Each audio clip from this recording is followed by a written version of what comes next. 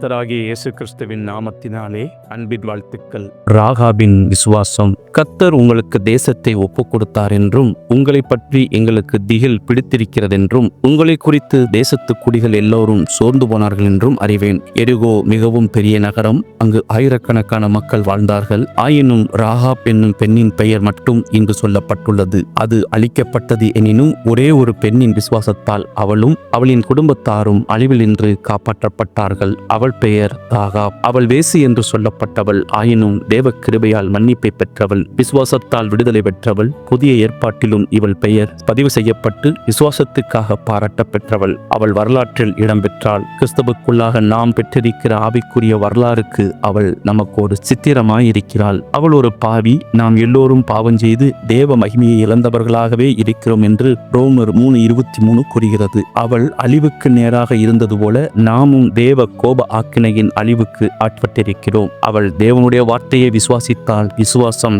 கேள்வியினால் வருகிறது, கேள்வி தேவனுடைய வசனத்தினால் வருகிறது. ரோமர் 10:17 சொல்லப்பட்டுள்ளது. ராகாப் இஸ்ரவேலின் விடுதலை செய்தியை கேள்விப்பட்டால், செங்கடலை கர்த்தர் வற்றி போக பண்ணினதையும் எமோரியரின் ராஜாக்களாகிய சீகோனுக்கு ஓகுக்கும் செய்ததையும் கேள்விப்பட்டாள். அதை நம்பினாள், விசுவாசித்தாள். தன்னுடைய மனதை இத்தகைய காரியத்தை செய்த கர்த்தரின் மீது வைத்தாள். கர்த்தர் உங்களுக்கு தேசத்தை ஒப்புக் கொடுத்தார் என்று ஆமோதித்ததின் விளைவாக அதிலிருந்து தானும் தன் குடும்பத்தாரும் காப்பாற்றப்பட வேண்டும் என்று முடிவெடுத்தாள். அவளுடைய விசுவாசம் தீர்மானத்துக்கு நேராக வழிநடத்தியது. பிறகு தன்னுடைய விசுவாசத்தை செயல்படுத்தினாள். அந்தப்படி ராகாப் என்னும் வேசியும் தூதர்களை ஏற்றுக்கொண்டு வேறு வழியே அனுப்பிவிட்ட போது கிரியைகளினாலே அல்லவோ நீதி உள்ளவளாக்கப்பட்டாள். யாக்கோபு 2:25 என்று யாக்கோபு இவளுடைய விசுவாச கிரியையை வெளிப்படுத்தி காண்பிக்கிறார். அவளுடைய விசுவாசம் அவளை அழிவிலிருந்து காப்பாற்றியது. அவள் ரட்சிக்கப்பட்டாள். தேவனுடைய செயல்கள் எரிகோ பட்டணத்தார் அனைவரும் கேள்விப்பட்டார்கள். ஆயினும் ராகாப் மட்டுமே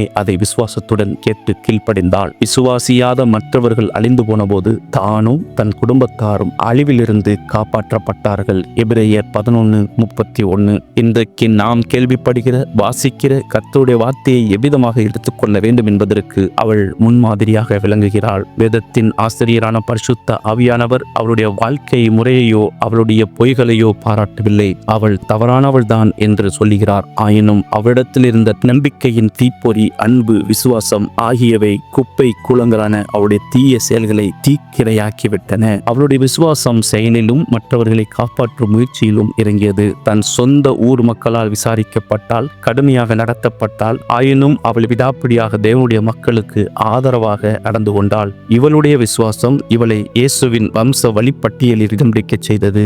மத்தேயு 1:5. அவளுடைய விசுவாசம் அவளுடைய ஆத்மாவை மிகப்பெரிய விசாலத்தில் கொண்டு வந்து நிறுத்தியது. ராகாபின் வாழ்க்கையில் இருந்து நாம் என்ன கற்றுக்கொண்டோம் என்பது மிகவும் முக்கியமானது. கர்த்தராகிய இயேசு கிறிஸ்து தாமே உங்களை ஆசீர்வதிப்பாராக. கர்த்தர் நாமம் மகிமைப்படுவதாக.